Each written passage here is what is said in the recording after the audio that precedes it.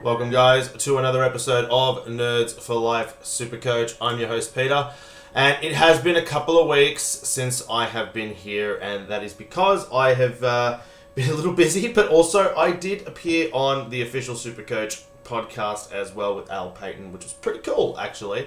You can check that out on the Code Sports YouTube channel. I've also been writing a lot of articles for Inside F Sports, which you can check out on their Patreon. And if you sign up with the code NERDS, NERDS, you support us as well as them, which is great. Because if you're listening to this, you've probably been listening, I'm assuming, all season, and might have a team similar to mine, which means you're a little bit sad. But I did win 3 out of 6 games. I had a pretty average week myself. Before we do get into that, please make sure to subscribe if you're watching this on YouTube. Give us a like on Facebook. Most of my stuff is posted there. I've got Twitter, Instagram, which just isn't working at the moment, and X as well. And if you're listening to it on Spotify, just check that out too and give us a follow, because soon it will be pre-season, and that is where I shine, and I'll be posting all my pre-season news every day, as much as I physically can, because I also work, and sometimes that gets in the way. But not a great week for myself this week, and there's a couple of things. So I'm recording pretty late in the week compared to usual. So we've got the medical room updates already. We've also got the first team announcements, which is huge. So we've got a lot of news there. We've got questions, which I will answer off the bat pretty quickly because it will be a quick episode. But I just want to go through my round first, and I just want to point out that I don't think my team looks bad, but I had a really average 22-43. I have dropped a lot of spots purely because of that couple-week period where I didn't nail my captain. You know, captaining Whitfield's 15 was just brutal, and I think I lost about 8,000 spots that week. So my ranking has plummeted, and it is very much because of a result of that. But I held Whitfield, so I took... I used some DPP throughout the week, but I held Whitfield and I took Roaston, who scored a whopping 39, so that wasn't great. I also had LDU on field at the time. He scored 21, and my round just kind of was around that level because of that. So, and then I got Clark's 50 on field, which wasn't amazing, but I had some pretty good score, and then Smith was a laid out too. Holy shit, I forgot how bad my week was. And then you had Gorn 79, Petrarca 79, Daniel 79, Horn Francis 78. You know, those guys, not Horn Francis, but Petrarca started really well, and to only finish on 79 was really disappointing. Even Warner looked like he was going to have a 110, 120 game at halftime, and then he just stopped too. But some of the big boys, like Rosie, Bontempelli, Neil played well, Dagos has come back, Cherry, good score considering he didn't play very much in the fourth quarter. Rankin did his best game of the season, so he's finally come up, and Marshall did really well. So that meant my score wasn't disgusting because those guys did deliver, which is great. Now we've got a couple of weekly winners as well. Don't worry, I am going to get to questions in a moment, but I just want to shout out to some of our weekly winners. I've missed 3 because I've been away. So what I'm going to do is I'm going to go to... that was round 17 through 15. I'm going to go to round 15. Well, let's just see. Round 15 score. Hopefully my internet works, which it doesn't appear to. This is fantastic. This is great. Awesome. So we had Swansational by Scott, 2,461. Great effort. Then round 16. Let's see who scored well in round 16. It was the Poo-Poos with Cooper, 2,260. Oh, that's right. Yeah, that was the last week of buys, wasn't it? And then in round 17, let's take a look. Gone Fishing once again, 2,584. At least there's a few teams with Gone Fishing in our league by Isabella. Massive round. Jumped up about as many spots as I dropped, which is fantastic. So she took my spots, but great effort. It's been that kind of year. As of late, I was doing really well, and the last month has been absolutely brutal for me. Did finally nail my captain. I traded in Bontempelli while I was away for his whopping 66. Did come good the following week, which was great. So that was a positive. That's a positive, right? This week, I'm making only one trade. I didn't trade last week at all.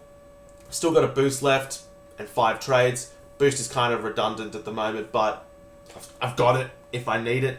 I've got 53k in the bank, and I'm bringing in someone who I will get to later in the episode. But before we get to questions, because the questions are very heavily around the medical room, let's dive into the medical room. There are a few big names that could affect our SuperCoach weeks to come. Matt Crouch is listed as a 1 week away. This could affect other players that we have. Guys like Dawson, who I have, or Rankin, who I have, Saligo. There's a lot of teams with those kind of guys, and Matt Crouch coming back could affect that. No one really at Brisbane. The major ones, Jack Silvani's still out, which is annoying for draft owners like myself. But the one that I want to get to the most is Jai Caldwell. 6 to 8 weeks, right? He's not coming back. He might come back for that random game that they play against the Gold Coast, which doesn't even matter towards SuperCoach, but he's not coming back. Darcy Parish is at TBC with a calf. I think Zach Merritt is going to be playing finals, midfield again. However, there's a reason why I'm not bringing in Zach Merritt. I know almost 4,000 coaches have done it. Okay, I get the logic. I really do get the logic behind Zach Merritt playing. He's playing midfield again. He's about to play Richmond. His break even's a 65. He's got 532k. Yes, he's going to score well this week against the Tigers, but his run home after that is not amazing. The Giants tag. Look at his last 3 scores. 101, 99, 111. Not disgusting, but not amazing. Then he's got the Dogs, who are a tough matchup. He's got a 65 against them this year. 108, 105 in his 2 previous games. Okay? Then he's got Sydney, tag. Geelong, tag. St Kilda, tag. Carlton, round 24, is the only one that I like. So therefore, out of his next, what is that? 1, 2, 3, 4, 5, 6, 7 games, I only like 2 of them. The other ones you might get a flat ton. Like, I don't hate the pick. I just think there are better options. Okay? Don't hate it. I just don't see the run home being amazing. Good player. It's just, yeah. If his draw was better, I'd be all over it. Okay? But also, if you've got 8 midfielders and you've got an LDU injury, who's out for the next week or 2, who I'm trading out, by the way, and you finish your team, and you've got like 7 really good midfielders in your team, I don't hate it if he is your M8. However, if he's going to be sitting at about M5, M4, don't do that. Not a fan. Not a fan. Rather you do 2 trades and trade up to someone else. Cooper Simpson's almost back for those who held. Hayden Young, too. Let's see, there's not much else that's SuperCoach relevant. I did talk a little bit about Connor Stone's still out. Lockie Whitfield's a test. Hopefully he comes back in. Will Day's 2 to 4 weeks away. Sam Butler's a week, so that's not too bad for those that brought him in. That's about it, really. LDU is the biggest one here. 1 to 2 weeks. Wardlaw's still out for a week, so I'm expecting Sheasel to play a lot of mid. And Luke Parker's a test. He might not even play. So, Harry Sheasel should play a lot of midfield, hopefully, and should ton up, which would be great.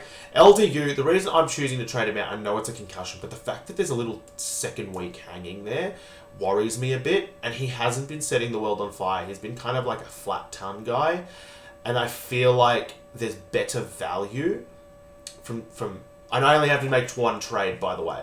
So if I had to make 2 trades to get rid of LDU, I would be reconsidering my options. But because I only have to make 1 trade to get rid of him to a player that I actually really want, I'm not just trading him, I'm trading him to a player I want for the run home, who I had already planned to trade back in, so that's a hint as to who I'm bringing back in. I actually think that it's good. I actually think that it's a good pick. Not really.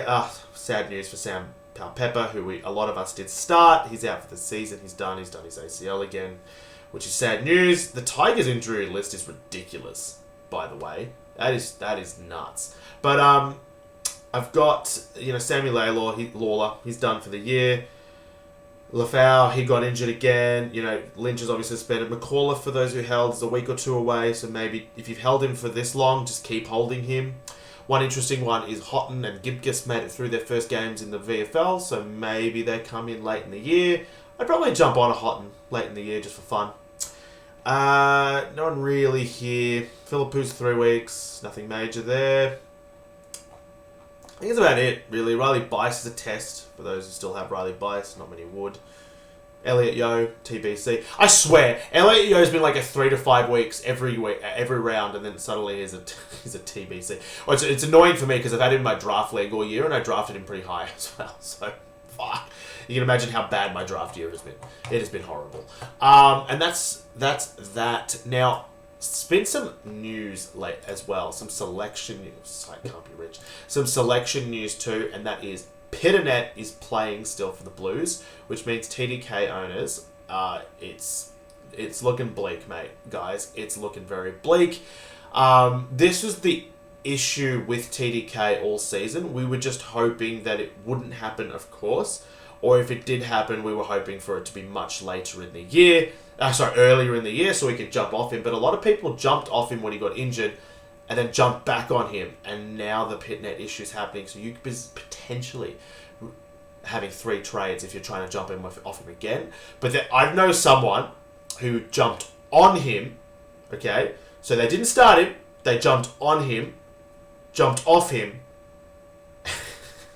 jumped back on him, and are now considering jumping off him. That's 4 trades, which is on 1 player, which is insane. If you're in that position, just write it out. Just hold him. Hopefully he's your flex and it's not too bad. He will have a couple of decent matchups coming up where he should still score well enough. But just, like, if he's your R1, R2, you have an issue. If he's your flex, it's fine. Just write him out for the year. You've probably got bigger issues than a TDK. Let's be honest. It also depends on who you're trading him to as well. That is a really important thing. So, look, it is team dependent. I'm sure I've got a lot of questions on that. And speaking of questions, it is question time. So let's go to X first. Let's take a quick squiz. And we have no internet connection, which is absolutely fantastic when you're trying to record something. Let's see. There's always internet issues in my area, but my phone will save the day, and I'll just read them out on my phone because at least that is a competent internet company.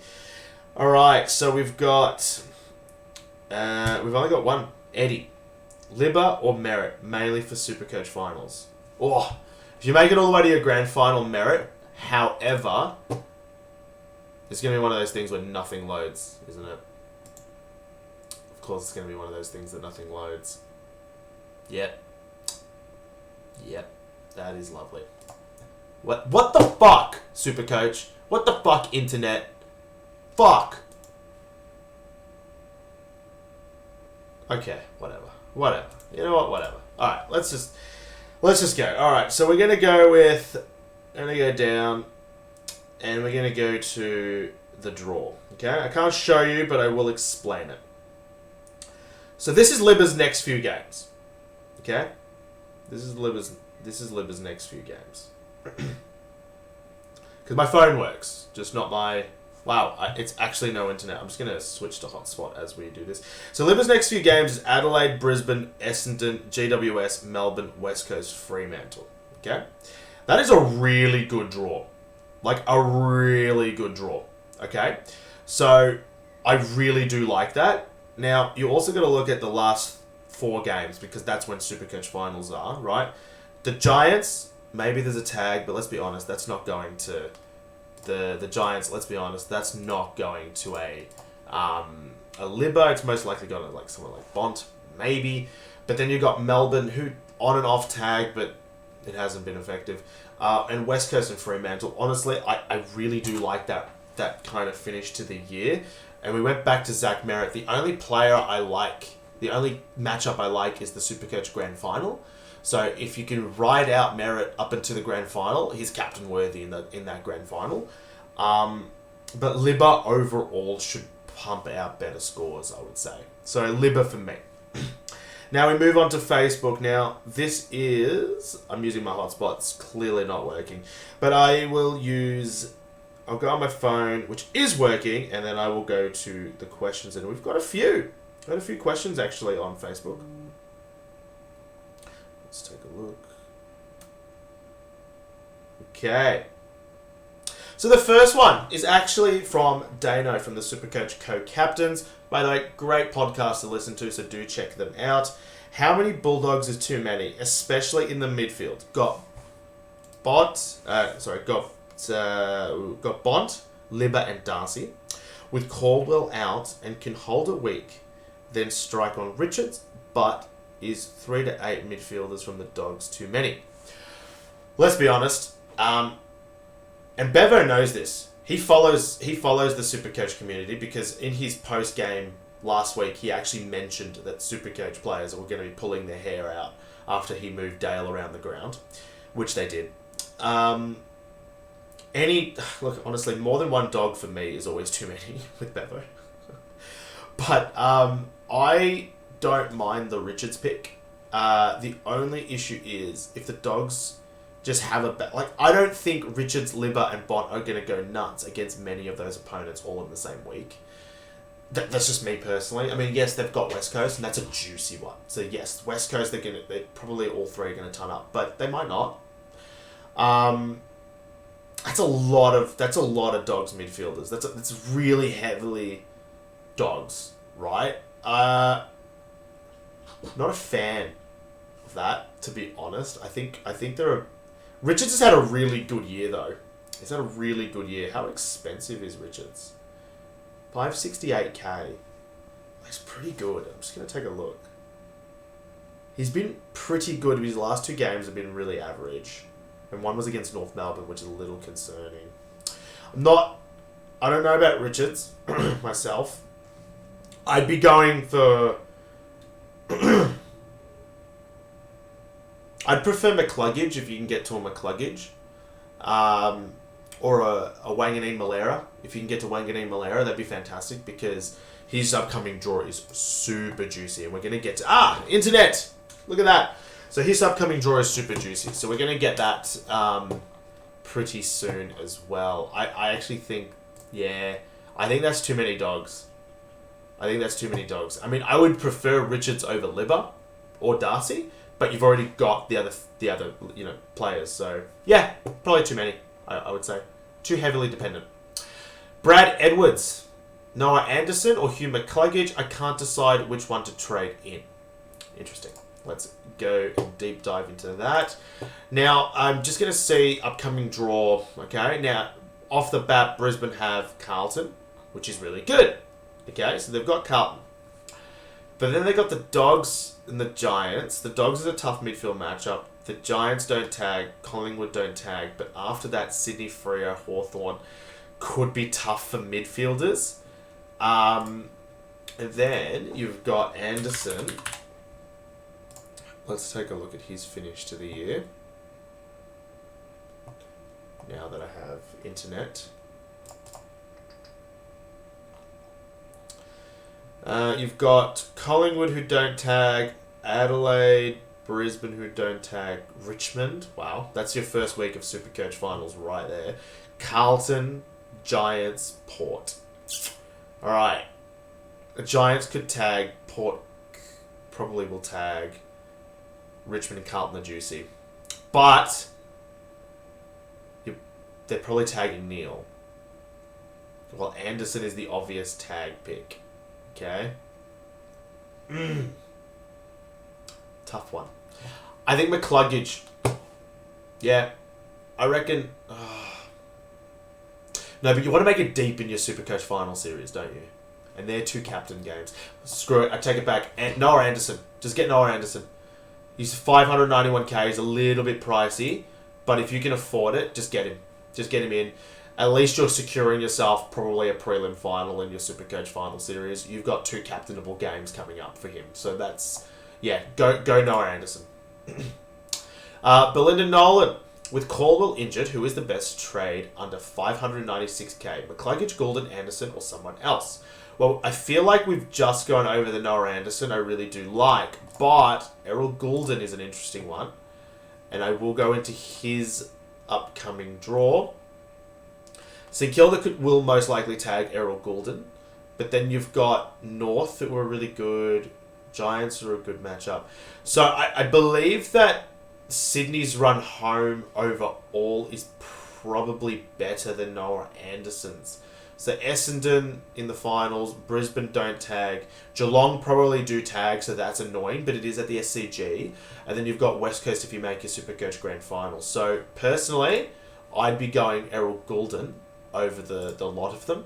And by the way, Brad, if you're still listening to this, I would go Goulden over Anderson if you can afford that. I'm going to Bawa. I'm so sorry for pronouncing that horribly. Best replacement for Caldwell with only 9k in the bank. So 540k or below, 4 trades left, thinking Libba. I do like Libba with the Dogs run home, but it also depends on your SuperCoach team, okay? I'm personally bringing back Jack McRae, okay? I actually think he's the best trade in. If you traded out Jack McRae, jump back on, I reckon. I reckon that's the way to go. And I'll tell you why. His form has been good, okay, since he's been back. The 87 was on very limited minutes, okay? Then he went 131, 91, 116. 116 against Freo, 116 against Hawthorn is really good. They're a tough opponent to score against. But after that, it really opens up. Swans, they're in good form, but they are playing at Marvel. Geelong, typically a tough opponent, but he went 162 against them earlier in the year. Then he's got Melbourne, North, Richmond, Essendon, Giants. He could explode in all of those games. Literally all of those games. The Giants are most likely tagging someone like a Wanganeen Malera. They're not worried about Jack McRae. So his run home, I think, and he's the guy I'm trading in, by the way. One trade, just get it done. I think he's the best trade in if you don't already have him, if you jumped off him. However, if you do already have Jack McRae, Merritt is an option, or Libba. You've got 4 trades left. I think Libba's the better option due to his draw. So, if you've got McRae, go Libba. Okay? That's what I think. Seth Fuller, do I trade to Conning with 3 trades left? 3 trades left? No. Trade him out in your SuperCoach final series. He should still pop off some decent games. I know that it's annoying, but not with 3 trades. Unless you can do it in 1 trade. I suppose if you can do it in 1 trade and you can get someone really good, but how expensive is DeConning? It's 498k. Unless you've got money in the bank, right? Like, yeah, his draws aren't even amazing. Unless you've got money in the bank, there's who are you jumping on?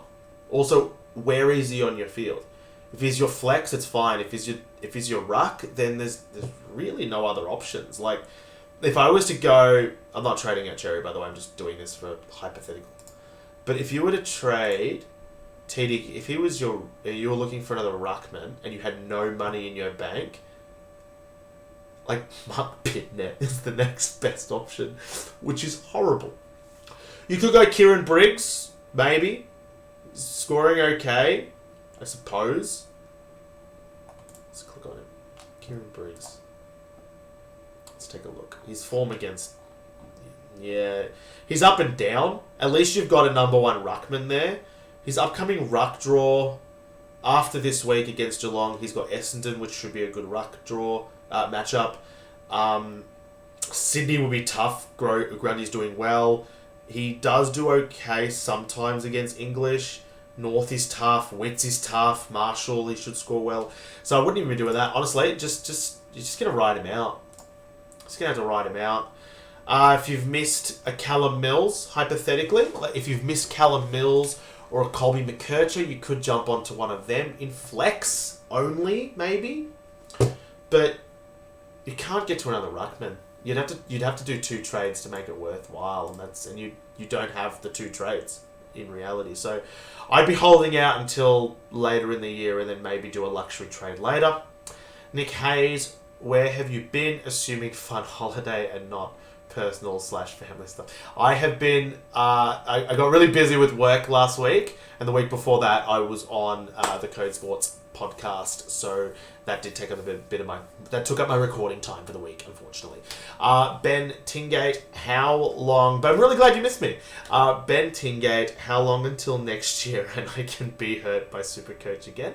And can I be hurt by SuperCoach? Yeah, you can be hurt by SuperCoach again, and we all will be hurt by SuperCoach again.